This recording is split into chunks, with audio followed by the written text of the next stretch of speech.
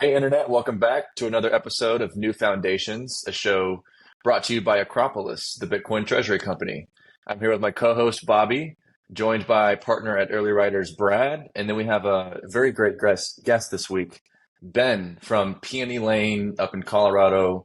It's a natural wine business that uses Bitcoin in multiple capacities that we're going to talk about today. And yeah, really excited to have you on the show, Ben. Hey, it's great to be here. Love chatting with you guys, and I'm always excited to talk Bitcoin business and how that intersects with wine.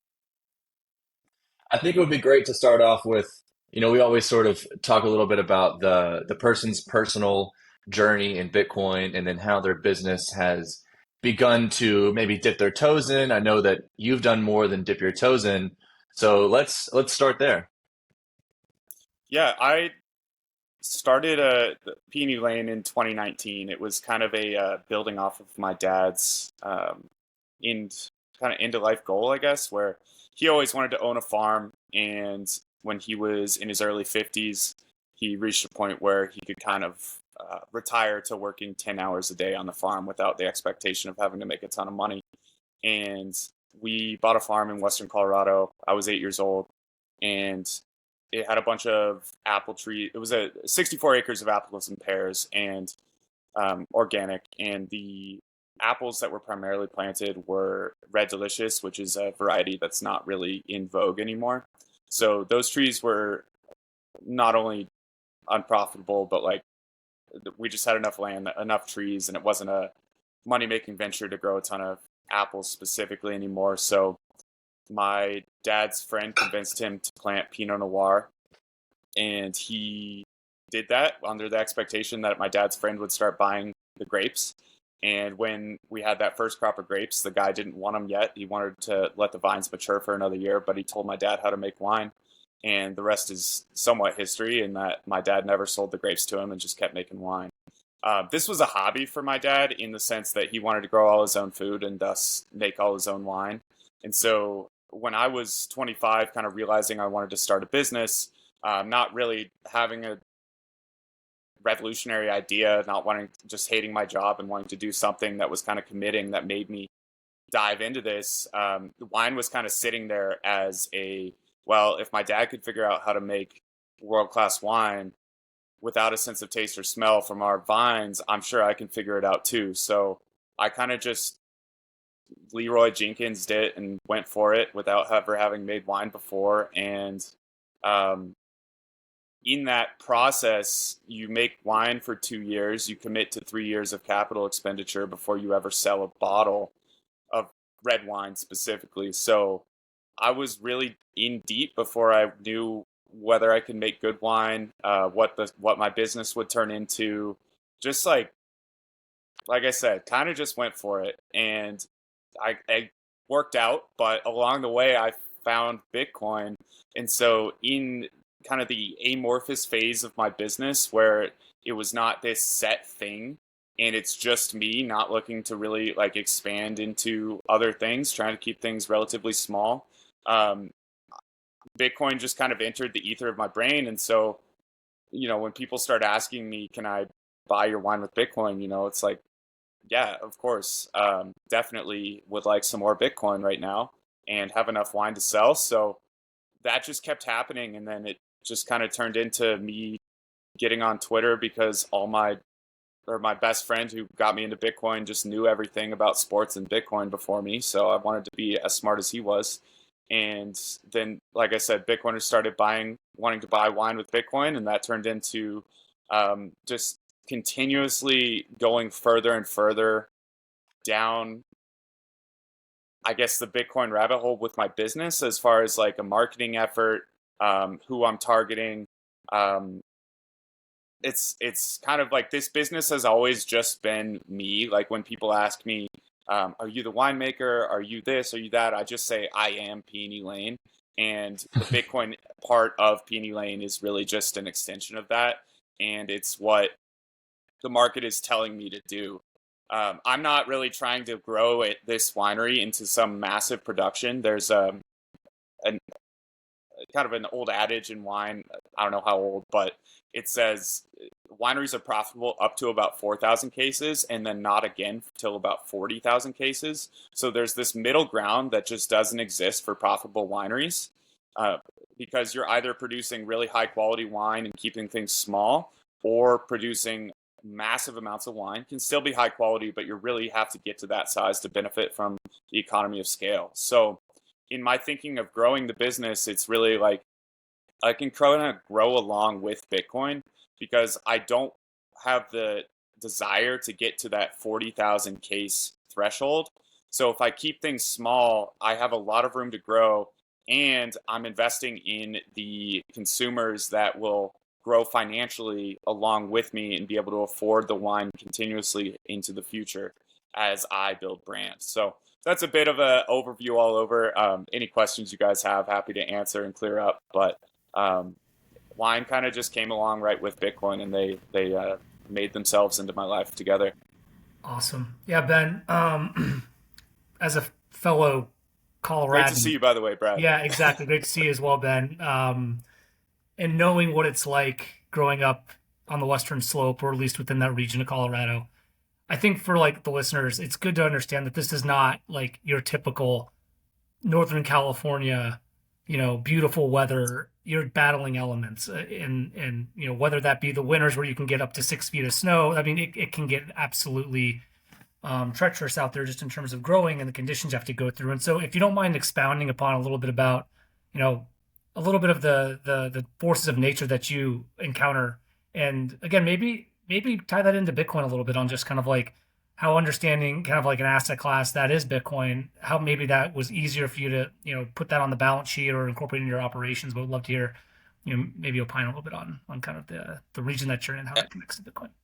Everything ties to Bitcoin, Brad. Don't worry. Uh, so I'm in the highest elevation wine region in North America. It's called the West Elks AVA. And wine is this thing that is kind of it's a story that the grapes are telling about the weather, the climate, everything that they experience throughout the vintage year. And as a winemaker, my job is kind of just to translate that into wine that tastes good. And a lot of winemakers, going into kind of winemaking a little bit here, a lot of winemakers have a little bit more of a hands-on approach where wine becomes somewhat of a chemistry experiment.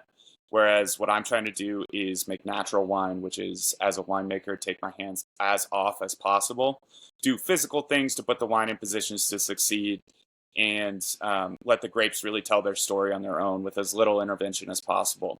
And so the reason that's extremely important where I am is because I'm in a pretty unique position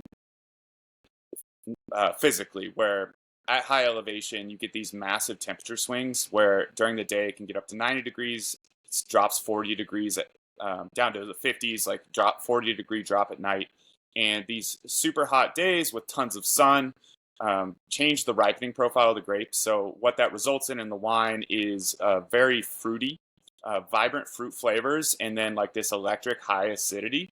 And so you get that in all fruit, whereas like Palisade peaches are a super common thing out here, where Peony peaches are higher, but Palisade peaches have the brand name. And they're just like that ripping acidity and really vibrant fruit flavors. So like if you tried that next to a Georgia peach, it'd be a very different experience. Wine is like a concentrated version of that. So I'm trying to express this super high elevation wine that has these unique characteristics, but also knowing that in this area, there are a lot of issues where we can get these really hard frosts and just lose an entire vintage. So in 2020, I picked, and then the first freeze of the year was like a couple days later. It had been 70 degrees all fall, and it dropped to 13 degrees overnight. And what that does is usually the vines have a chance to harden, as in get ready for winter by sending most of the water down into the roots where it's not going to freeze as hard. But since this was the first freeze, they didn't have a chance to do that. It froze super hard, and every grape above ground in Colorado got frozen, essentially. And that meant there was no wine the next year. So we play with these high elevation issues, just like kind of on the edge of where you can grow grapes. A lot of grapes don't have enough time to mature. Pinot Noir just happens to grow really well in this cooler climate and have just enough time to mature where we pick, like, it's freezing tomorrow, we have to pick, is kind of how we decide. So you get more temperature, you get more variation year to year, which lends into the natural winemaking. People that understand that wine is telling a story of the place and time, accept the seasonal variability, they're more into it. That's what they're curious about. And but with high elevation wine, we also get the benefit of it's dry here, so we don't deal with any fungal issues. And then it's cold enough that it kills off most of the pests, so we're not spraying herbicides. So while we do take a ton of risk, we also have that baseline of nature being in this spot where it's going to help us out in a lot of ways. That's all awesome, but it takes like 50 years to establish any sort of history of like what grows well in different spots. So the first wine in Colorado was planted, the first wine grapes in Colorado were planted in the 70s. And that's just like, hey, do grapes grow here? And then you start trying different stuff. Is this good wine? And there's kind of this energy shift in the 90s to early 2000s where people started growing wine where I am, as opposed to Palisade, which is about an hour away, 2,000 feet lower, and where most grapes are grown in Colorado. And so that we have that production. So where I am, it's like 30 years of production history. And within that, it takes 5 years to really even get grapes from a vineyard. And then another 2 years on top of that to get red wine ready to sell and know if it's good. And so you have to have those 7 years of someone doing it before someone else sees, oh, they can do that. I'm going to start my 7-year, 8-year process. And so it just takes forever to get things going. Where we planted our vineyard in 2004. And like I said, my dad kind of kept things low key, was a hobby winemaker, but was making wine that master somms were coming and being like, this is amazing. We had one move to Peony because he tried my dad's wine just randomly. And it takes, like, now we're 17 years in after the planting, and I'm finally like making wine that is pushing out for a commercial product to spread awareness.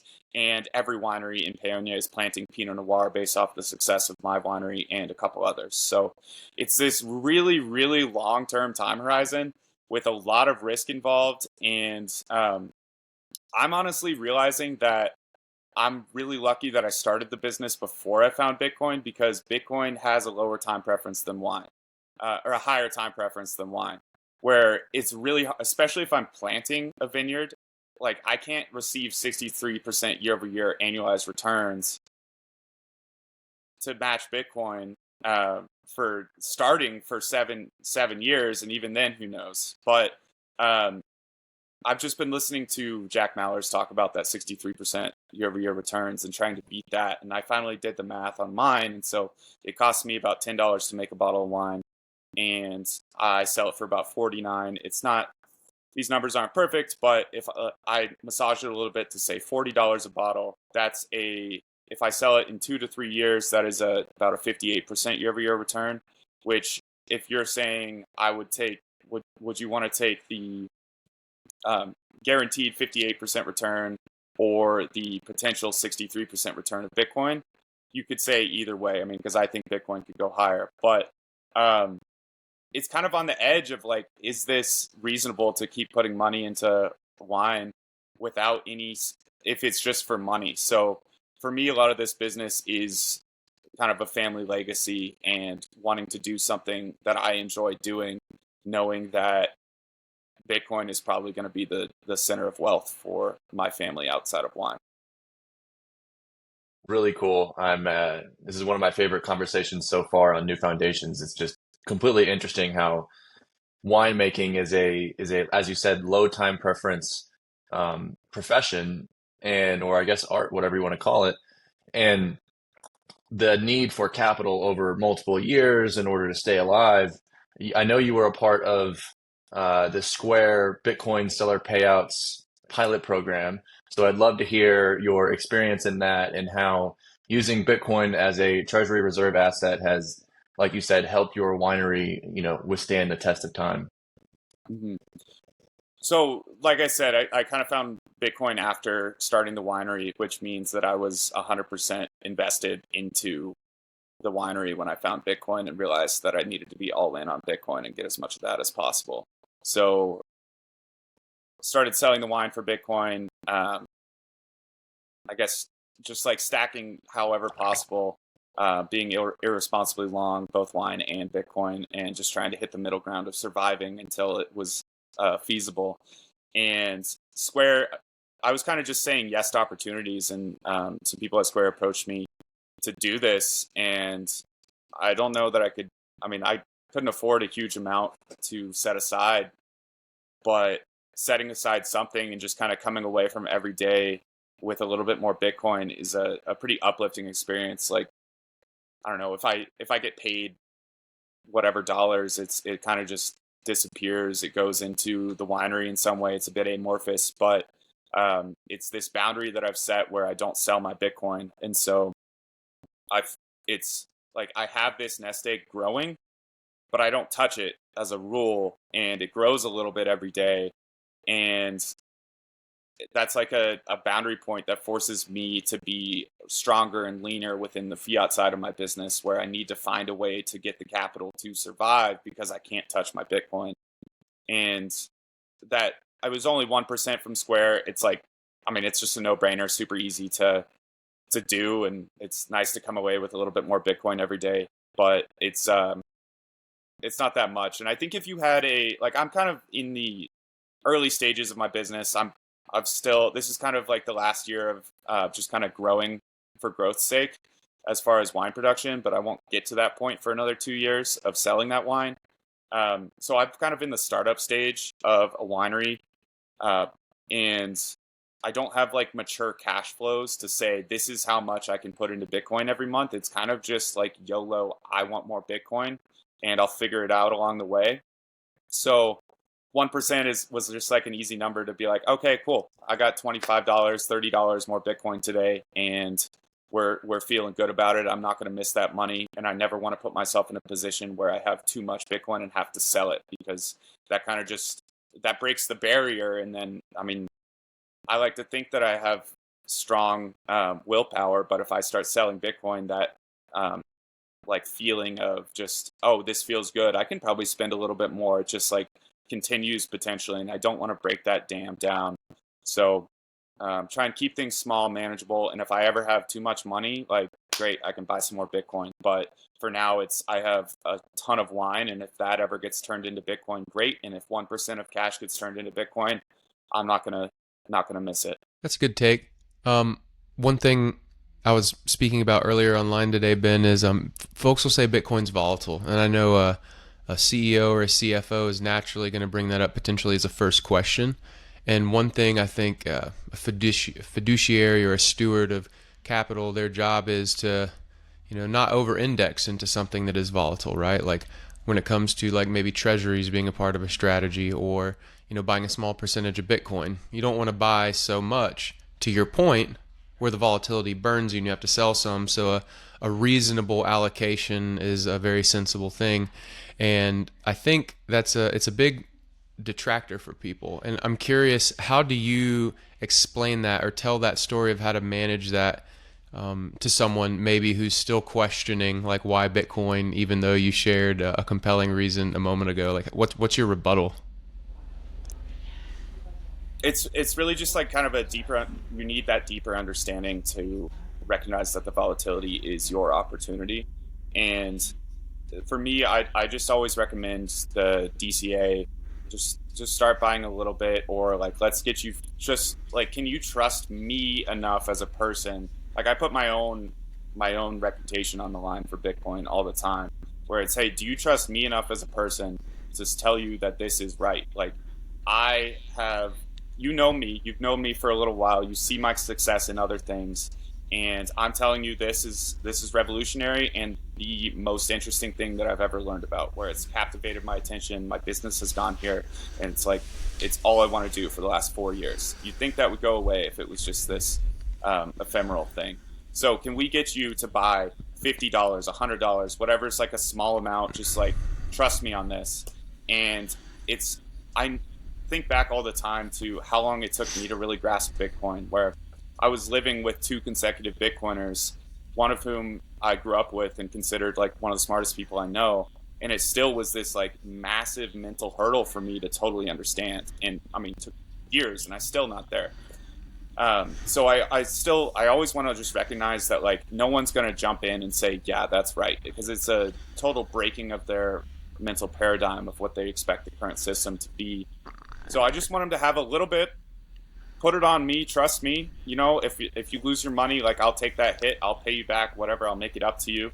And I think that having that little bit of skin in the game, even if it's just a tiny amount to some person, they maybe check it. They're like, oh, I wonder why that went up, because they have a reason to look at it now. And they may not follow it super closely. It may take them a while to get in, but just having a little bit to get them to think about it a little bit more and break the seal of should I buy Bitcoin? Now it's should I buy some more Bitcoin? Is kind of the way I approach it, because I'm never going to be able to properly explain why Bitcoin to every single person at every single time. And so it's onto them. It's onto each of us to learn. I mean, orange pilling is a myth, and it's just something that's easy to say, and it's fun to explain Bitcoin to people. But ultimately, it's on them, and it's kind of about putting them in a position to succeed. And I'm staking my entire business, and have said enough about Bitcoin that I'm already staking my reputation on Bitcoin success. So try and just put it there a little bit more and be the success that they link with Bitcoin, so they don't associate Bitcoin with a bunch of negative things.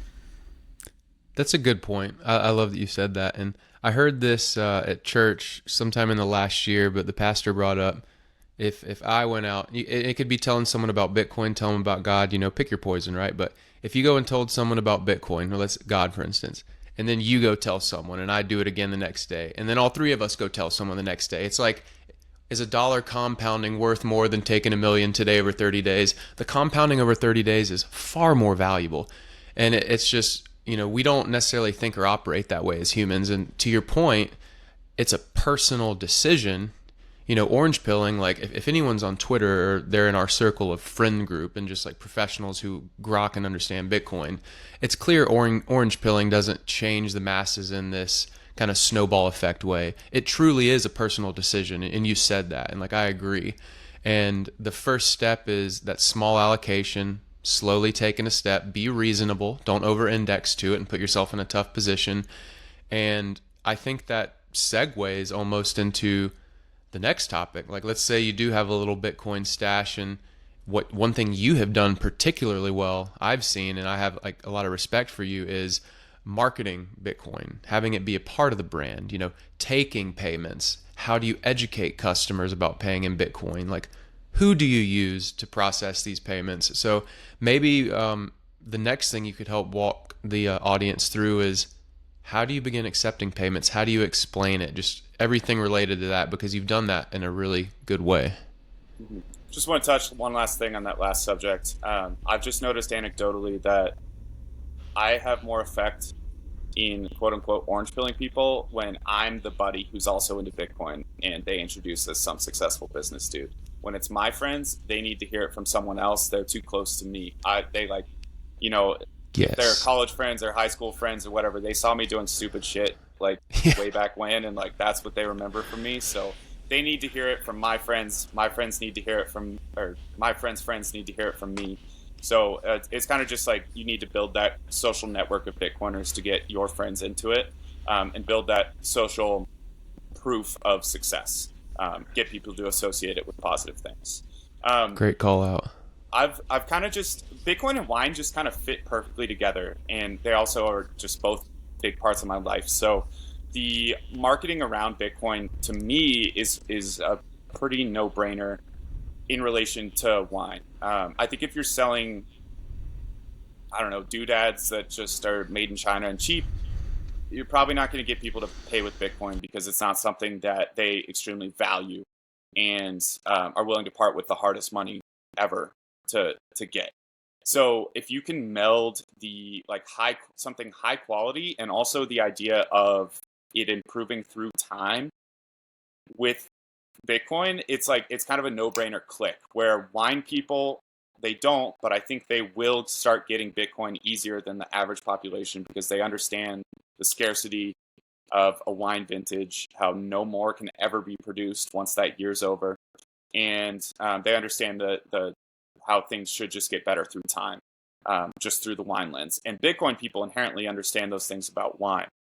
So you want that super high quality thing that keeps getting better through time, and you're willing to pay for it because you're not always looking for that here and now payoff. And so melding those two things just works symbiotically. And when I'm already like so deeply invested in both, and marketing kind of Peony Lane and myself as a bit of a personal venture, not as a company, I don't really use my personal accounts all that much. I use my personal accounts, not my business accounts. So it's kind of telling my story, also how that intersects with wine and Bitcoin, and how the product intersects with wine and Bitcoin, and how natural wine just kind of fits with this low intervention, libertarian ideal of society in winemaking. It all just kind of melds really well. And I found Bitcoiners want to support other Bitcoiners when it's a super high quality product, and want to invest in that future, that they're buying Bitcoin to be able to take advantage of the future in a much better way. And the only way to get wine that is in its ideal spot to be ready when you want to drink it in the future, when you want to take those higher time preference decisions, is to buy wine now primarily. Or you can, aging wine, I think won't do as well financially as if you just buy Bitcoin. But at the same time, there's something to aging wine, holding onto a bottle for 10 years as opposed to buying a 10-year-old bottle. It's a very different experience. Just like if you were gifted one Bitcoin versus if you bought one Bitcoin at the top and watched it go down and held through that 80%, that Bitcoin's going to mean so much more to you in the long run than just having a random Bitcoin. And you'll probably treat it better. You'll have a better dinner with it, with the bottle, and you'll save that Bitcoin a little bit better if it's like an earned character building experience. Yeah. My final thought to wrap that up, and I'll open it back up to the other guys because I know I've shared a few things. I had a buddy 8 years ago who is just incredible at arbitrage, a brilliant businessman. We're still friends today. And he told me he found an opportunity to acquire wine in a massive 18-wheeler vat, and he would arbitrage it and sell it to winemakers. And he made tremendous money doing that. So to your point of making a high quality product, and when you're doing under 4,000 cases, it's profitable. Then between 4 to 40,000, there's this broken area in the industry. There's a lot of low quality product out in the world. We all know that. And what you said, making a high quality product and accepting Bitcoin as payment, people aren't going to part with it unless they're getting something that is truly valuable, memorable, and high quality. So this is a call out to business owners who do have a values based product. You're not competing on price. You're not importing from China. You're creating something that's truly worthwhile to the market, that's unique. It's a great reason to have a Bitcoin strategy. So I just wanted to reaffirm that for listeners. Well, it's cool that you share that. And on that, I think it's a lot of, if you're just making a product, doing any marketing with Bitcoin is just whatever. It's really, if you're building brand is where it's super beneficial, because if you're marketing to Bitcoiners, they see Bitcoin as this beacon in the sky of truth, of honesty, of integrity, of the future, of all these positive things you can put onto Bitcoin. And so if you just associating yourself with that is a no-brainer. However, just associating yourself with that for the hell of associating yourself with that because you want all the benefits means you're going to be under this level of higher scrutiny, where if they're associating all those things and they find out that it's somewhat fraudulent, you're going to have this huge, you lose all credibility. Because if you're associating with Bitcoin and you do a scam thing, in anyone's eyes, it seems like a scam, you lose everything, because Bitcoiners have been hurt by scammers so much, or just had their integrity questioned by scammers from the outside or something. So you have to really be real with that brand if you want to associate with Bitcoin. And yeah, like I said, it's kind of a no-brainer for a high quality product, because you want customers that are going to be able to increasingly afford your product and value it in time. And if a customer doesn't highly value supporting you, your brand, wanting to see your brand continue into the future, why would they spend their Bitcoin with you? You've mentioned earlier that a few local wineries have noticed your Pinot Noir. They're starting to grow their own. Have you noticed any wineries getting interested in Bitcoin, or any local businesses in your area that are starting to get interested due to you? The short answer is no. There's a guy who did a kind of like a NFT crypto wine. Basically, he hired a winemaker to make some wine, and it's just a marketing project. About an hour for me, and I've connected with him, but ultimately, I don't think the values really align. And the wineries around me are focused on a slightly different business model where they're looking to market their wine as Colorado wine, which is something that I'm also trying to do. But I think first and foremost, my wine I market as Bitcoin wine. And Colorado wine is not that like beacon of hope, that beacon of quality that Bitcoin is, because it's kind of this new fledgling wine industry that we're all trying to build up, and we all try and build up in different ways. I guess I'm kind of Trojan horsing Colorado wine as Bitcoin wine to get people to look at this area. Because like I said, it takes so long, and then like all the things I said about it taking forever to establish just grape growing in a wine region, then at double that for how long it takes to establish trust and just like verifiability that it's going to be good wine coming out of that region consistently. So when I'm kind of like, when I market with Bitcoin, it's like, it's also this kind of parallel where in Bitcoin there's up years and down years, but ultimately it's the superior good. And with natural wine, you're going to have up years and down years, but ultimately you have trust in the base layer, which is the climate and generally the winemaker, that they're going to come out with a good product, because I can never reproduce what I did the year before. Yeah, there's some things that are the same, but ultimately you kind of have to have trust in me and the where I'm getting the grapes, that it's going to produce good wine consistently, because you're going to get a new wine every year. And so that's kind of the emphasis on wanting to stock up and hold wine yourself, is that it's irreplaceable. You're never going to be able to get a 2021 Cab Franc ever again once that sells out. I mean, I guess you could pay someone higher price, but it's harder to find. So you're going to really enjoy it. You buy a case, that's all you have. You really treasure it. And that's just, people in Bitcoin relate to that. But yeah, no one's, sorry, I got off track there, but no one has really gotten into Bitcoin in the other wineries. They see me doing it, but I think it's going to take a real bull run, because I started doing it and then kind of just went into a bear cycle, and a lot of people were like, oh, dude, I'm so sorry about your Bitcoin. I'm like, this is amazing. I'm buying more.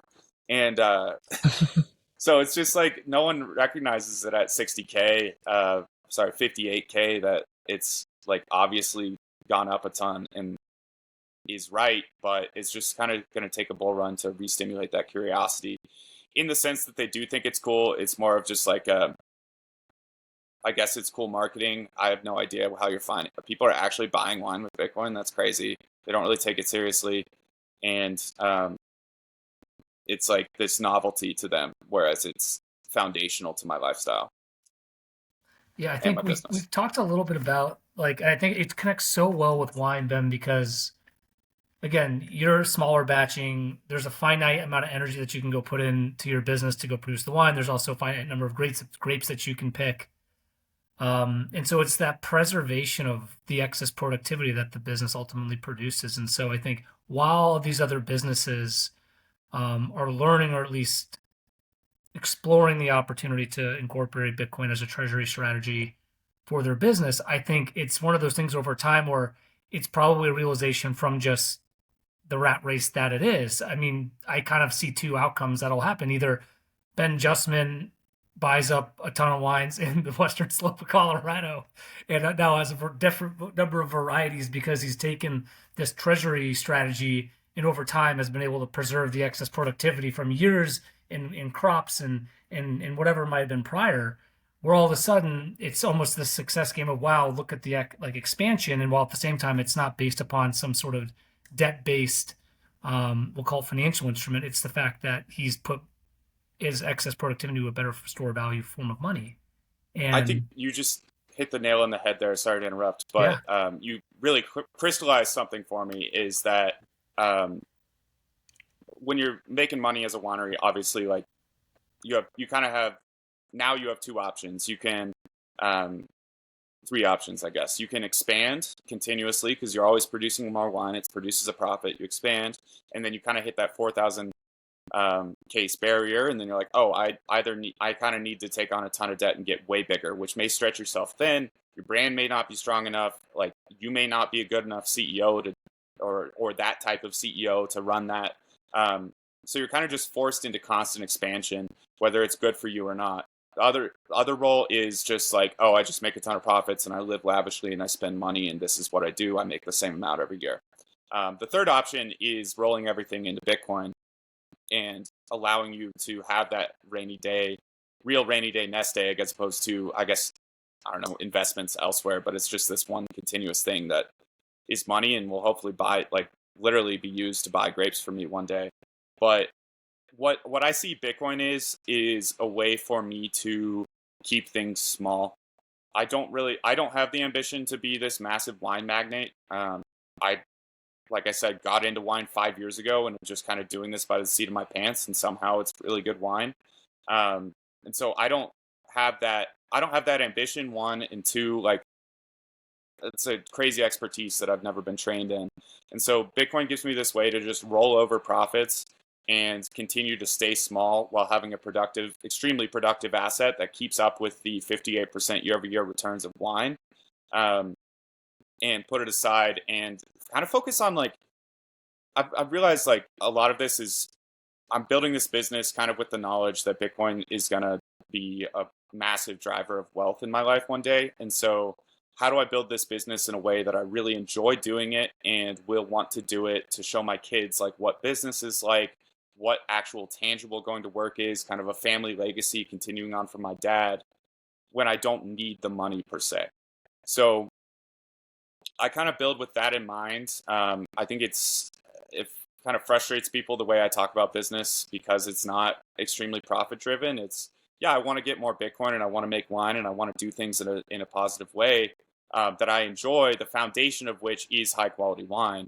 But if I just can throw all my profits into Bitcoin and build small and keep things in a way that I enjoy, that Bitcoin can pay for, I guess, the things that I don't enjoy doing, or give me a little bit of labor help. But ultimately, I see this business as a vehicle to a good life more than riches. I think it's a great point, though, because I think, small business today and, small business owners themselves, there are many that don't have the ambitions to be bought out by private equity groups or, again, go scale to, hundreds of millions of dollars. Many folks just love what they're doing every day and operating their small business and being that business owner, while at the same time they're getting these external forces outside of their control by, 8 folks, in a big marble building that have the ability to devalue the value of that business by the stroke of a couple keystrokes. And so that's a very interesting component where it does ossify the business and ultimately protects the business from that. I heard Larry Lepard was going off this week about private equity groups buying up youth sports leagues across the country because they're just complete cash cows. And you think about the relationship of, my high school coaches, or again, the coach leagues or the leagues that I grew up playing sport in, and those all of a sudden being BlackRock. Again, like that to me, it doesn't feel really good. And I feel like the value would be ultimately degraded to a certain extent. But, by having Bitcoin, you can be the operator, you can be the owner, you can maintain that high quality product, and while at the same time preserve your protection in, again, a monetary system that's currently being debased constantly. And so it keeps you alive. And so I think, to me, it's an incredible, again, ossification of protection for business owners across the board. Yeah, it's just kind of there's a bit of a shift in mindset where I'm actually reading a book called The Velvet Rope Economy right now that kind of talks about just the segregation of society in a lot of ways. And one of the big things they talk about is youth sports leagues. This was written a few years ago. And a lot of it is like, the book is, hey, this is happening. Wealth inequality. It's kind of just a description of what's happening. But I'm reading it as like a description of symptoms without understanding the underlying problem, which I think which in reading this, it's just like, and being a Bitcoiner, it's just obviously clear that this is the hollowing out of poor people because inflation is a regressive tax, thus fiat money is the problem. And I'm able to kind of like, with Bitcoin as my lens, I'm able to kind of elevate above the symptoms and stop worrying about them and look beneath them and see that larger problem and know that I'm fixing that for myself, but also understanding that there is a lot of potential calamity coming up in the turnover from a fiat to a Bitcoin system or fourth turning, whatever happens, because things are getting really bad in a lot of ways, like that are as fundamental as who coaches, who runs the soccer team for my 4-year-old kid. Like that means this rot has kind of gone down to its root. And so running a small business that has a physical product that continues to get better with age, if something does go horribly in the world, I'm relatively insulated being in a small town. My product doesn't go bad. I can sell it into the future, and I'm escaping the worst of the consequences of hyperinflation by owning Bitcoin, and any political repercussions that would cause my wealth to be confiscated. At least that's unable to happen. I would be a little bit scared if I was running this huge, especially a multinational, but just like a larger company that's needs a huge outflow of tons of people to buy my product, because it just seems like there's massive upheaval coming and disruption of the status quo that, no matter how good of an operator you are, most people will get destroyed by that. So operating in a sense that I'm marketing to the people that are in a spot to succeed through any calamity, or at least taking steps to move that way. That's a pretty killer customer to have when looking forward at the state of the world today. That was beautifully said. And I think that would be a great place to wrap unless Bobby and Brad have any more questions.